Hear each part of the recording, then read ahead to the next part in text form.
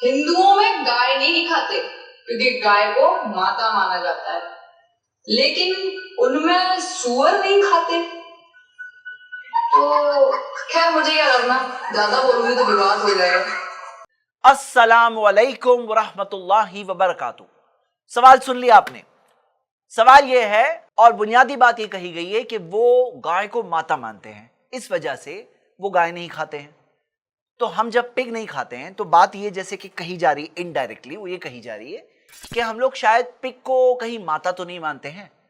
Pig को, खिंजीर को, सुअर को क्या हम लोग माता तो नहीं मानते हैं? सबसे पहले एक बात सोचने वाली बात यह है कि इन्होंने जो कहा है कि वो लोग गाय को इसलिए नहीं खाते हैं क्योंकि वो माता है, और वो ये सोच रही हैं कि हम लोग जब पिग नहीं खाते हैं, पोर्क नहीं खाते हैं, तो क्या हम उसे माता समझते हैं? तो क्या ये क्राइटेरिया है कि जो चीज को माता समझेंगे वही चीज नहीं खाएंगे और जो नहीं खाएंगे वो माता समझ रहे हैं? एक सवाल उठता है, यानी जो बात आप कह रहे हो वो बात से ये सवाल उठ रहा है। लॉजिकली ये बात सवाल उससे निकल रहा है कि अगर आप हमारे बारे में ये सोच रहे हैं कि हम लोग कहीं पिग को माता नहीं समझते हो, इस वजह से हम नहीं खाते हैं, तो आप भी तो नहीं खाते हो। ये मजाक का टॉपिक नहीं होता है। खुद चेंज करें, खुद रियलाइज करें कि ऐसी चीजें नहीं बोलना चाहिए। तो समझ लीजिए, हम इसलिए नहीं खाते हैं कि कोई हम माता समझते हैं। हम इसलिए नहीं खाते हैं कि कुरान में आता है, सूरह मायदा सूरह 5 आयत नंबर 3, हुर्रिमत अलैकुमुल मैततु वद्दमु वलहमुल खिंजीर, के हराम है तुम्हारे लिए मरे हुए जानवर का गोश्त,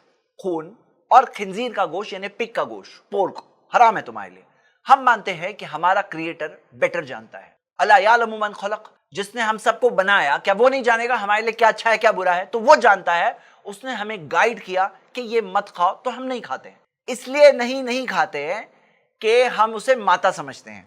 हाँ, हम तो ये मानते हैं, जैसे कुरान में आता है सूरह बकरा सूरह 2 आयत नंबर 21 में, या युहन्नास, ए इंसानो, उबुदु रब्बकुम, इबादत करो तुम्हारे रब की, अल्लज़ी खलक़कुम वल्लज़ीना मिन क़ब्लिकुम लअल्लकुम तत्तक़ून, जिसने तुम्हें बनाया और तुमसे पहले वालों को बनाया ताकि तुम परहेजगारी इख्तियार करो, नेकी इख्तियार करो। तो यानी हमें भी उसी ने बनाया, हमारे माता पिता, उनके माता पिता, सबको बनाने वाला कौन है? वो मालिक है।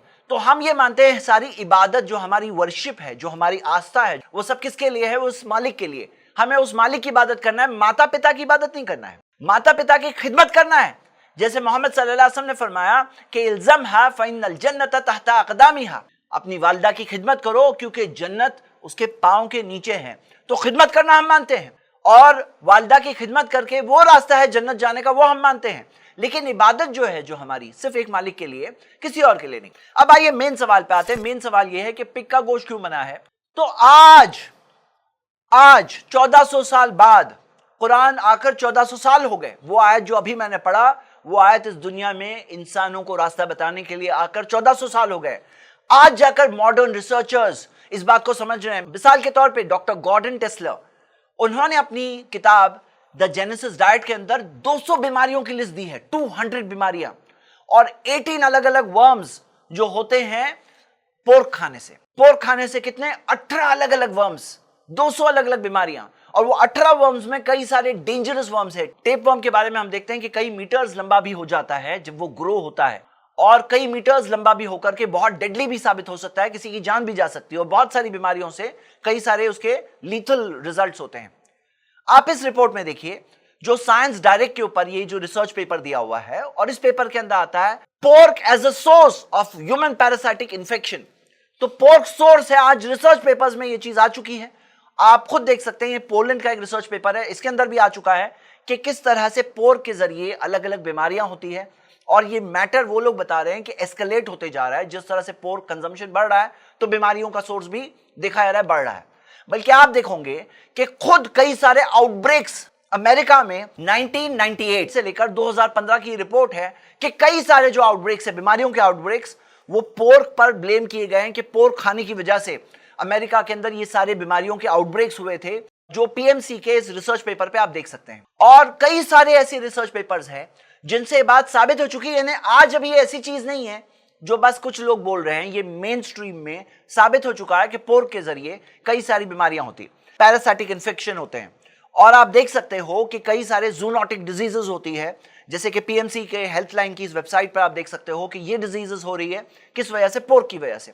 और एक बहुत बड़ा प्रॉब्लम यह है कि पोर्क के अंदर बहुत सारे high level of saturated fats होने की वजह से, चर्बी ज्यादा होने की वजह से, पोर्क खाने वालों को उनके ब्लड वेन्स के अंदर जो पोर्क की वजह से जो डिपॉजिट होता है फैट, और उसकी वजह से हार्ट डिजीजेस, हाइपरटेंशन और ये सारे प्रॉब्लम्स भी होते हैं पोर्क की वजह से। एक और प्रॉब्लम है, एक और चीज देखी जा सकती है कि पिग में एक बहुत बड़ा लव होता है फीसेस, ह्यूमन फीसेस, यानी कि इंसानों की जो पॉटी होती है, जो टॉयलेट होती है, उसको खाना, और सारे एनिमल्स की पॉटी खाना, और मरे हुए जानवरों को जो सड़ जाते हैं, कैरियन जो होते हैं, वो खाना, डेड एनिमल्स को खाना, सारी चीजों को, यहां सारी चीजों को खा के साफ करना। और ऐसे भी एनिमल्स की जरूरत थी जमीन पर, लेकिन उसका मतलब ये नहीं कि हम उनको खाने लगे। कुरान की एक आयत से हिंट मिलता है इस चीज की तरफ। कुरान की एक आयत है सूरह नाम, सूरह 6 आयत नंबर 145। इसके अंदर आता है कि औ लहमा खिंजीर, और खिंजीर का गोश्त, फइन्नहु रिज्स, क्योंकि वो तो गंदगी है। तो खिंजीर के गोश्त के ताल्लुक से खास तौर से आता है फइन्नहु रिज्स, वो गंदगी है।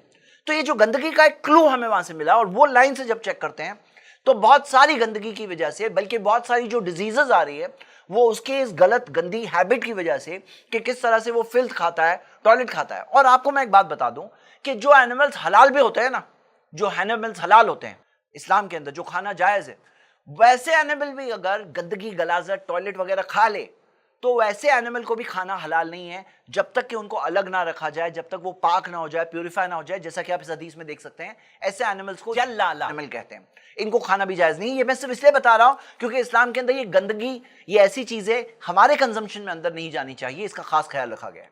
बाज रिसर्च पेपर्स में यह आया है कि इंसान जो खाता है उसका असर, जो चीज वो खा रहा है उसका असर उस पर भी होता है।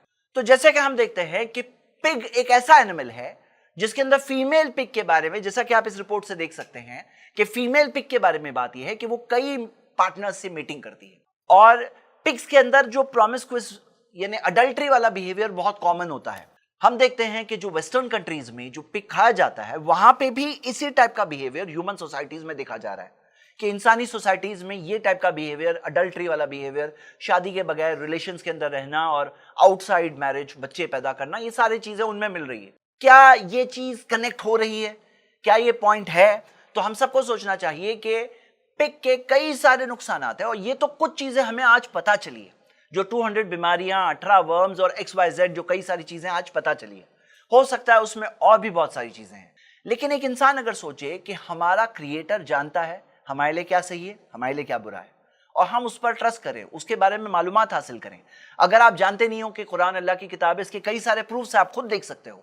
एक बार आपके सामने वो बात क्लियर हो गई तो आपको ये बात भी समझ में आ जाएगी कि पोर्क क्यों नहीं खाना है, क्योंकि आपका भरोसा किसी पे तो होगा। आप किस पे भरोसा कर रहे हो? अपने क्रिएटर पे भरोसा नहीं करोगे तो और किस पे करोगे? उम्मीद करता हूं कि सवाल का जवाब आपको मिला होगा। शुक्रिया। अस्सलाम वालेकुम।